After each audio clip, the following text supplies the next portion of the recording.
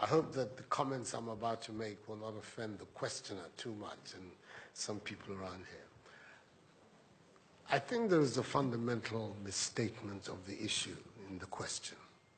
We can no longer continue to make policy for ourselves, in our country, in our region, in our continent, on the basis of whatever support the Western world or France or the European Union can give us. It will not work. It has not worked, and it will not work. Our responsibility is to charter a path which is about how we can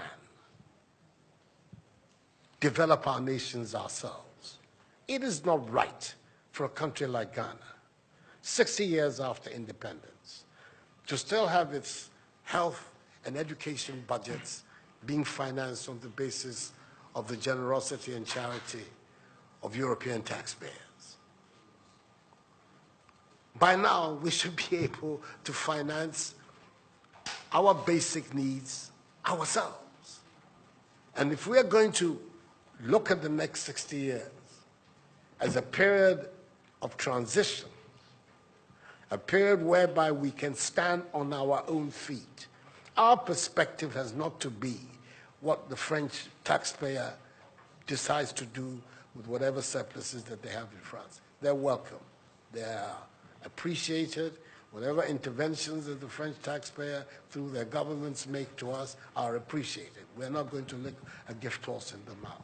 But this continent, with all that has happened, is still today the repository of at least 30% of the most important minerals of the world. It is a continent of vast, arable, and fertile lands. It has the youngest population of any of the continents in the world. So it has the energy and the dynamism. We have seen it. These young men who are showing so much resilience and ingenuity in crossing the Sahara, finding ways to go across with rickety boats across the Mediterranean to really, those energies, we want to have those energies working inside our countries. And we're going to have those energies working in our countries if we begin to build systems that tell the young people of our country that their hopes, their opportunity are right here with us. Migration and the movement of people is being presented in a manner which suggests that somehow it's a new phenomenon. There's nothing new about it. It's as old as man, the movement of people. And it has always been linked to the same thing.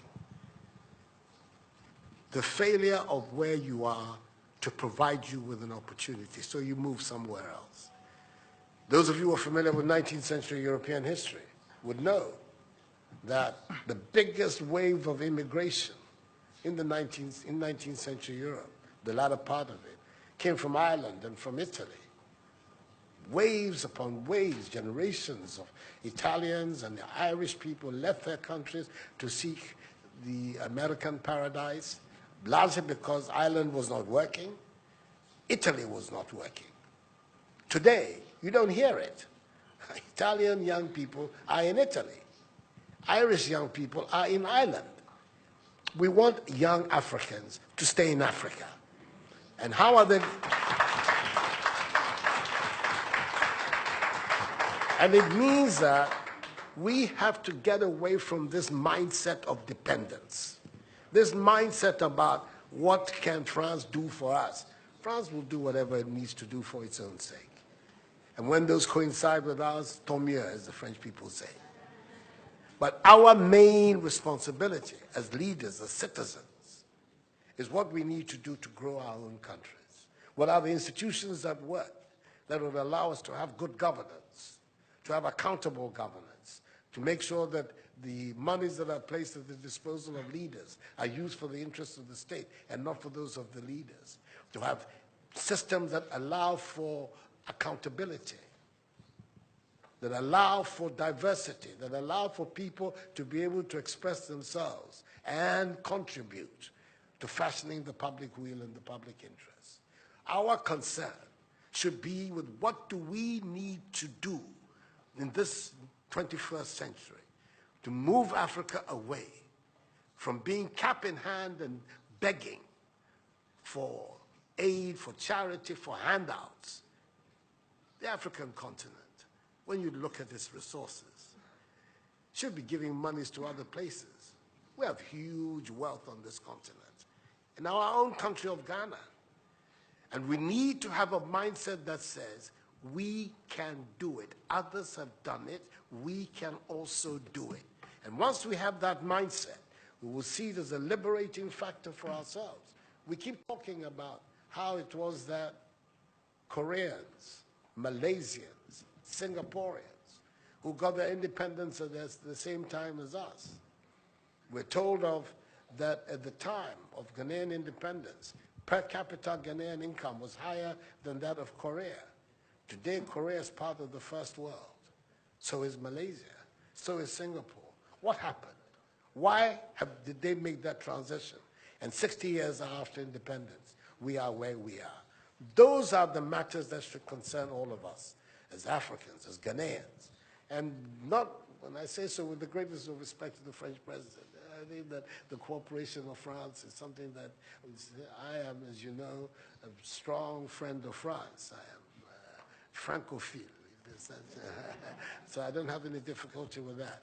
But I'm talking about our own propulsion, what we need to do to get our countries to work so that we can create the conditions that would allow our young people to forego this hazardous effort to get to Europe. They're not going there because they want to. They're going there because they don't believe they have any opportunities in our countries. So that should be our focus. And I believe that with that if we change that mindset of dependence, that mindset which is contingent on aid and charity, we would see that in the decades ahead of us, the full flowering of the African peoples would take place. And that new African personality that was talked about at the time of our independence will become real and imminent in our times. That's what I'm saying. I hope that I'm not upsetting the questioner or even some of my friends who are here. But these are my strongly held beliefs. And that is the reason why I've adopted as the slogan of my presidency, of my period of the Supreme Office of Ghana, that we want to build a Ghana beyond aid, a Ghana which is independent, which is self-sufficient, that is capable of standing on its own feet and building its own life. We can do it if we have the correct mindset to do so. Mr. President, those are my contributions.